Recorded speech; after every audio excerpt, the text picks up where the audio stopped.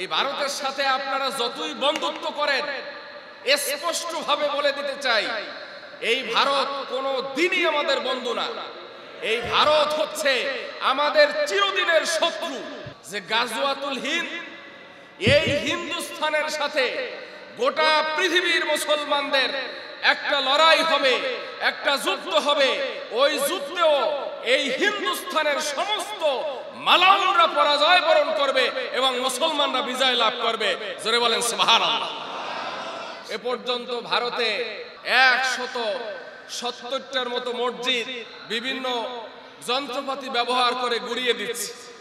এই যে মোদি, এটা তো ছোট নমরুদ, ছোট ফিরাউন।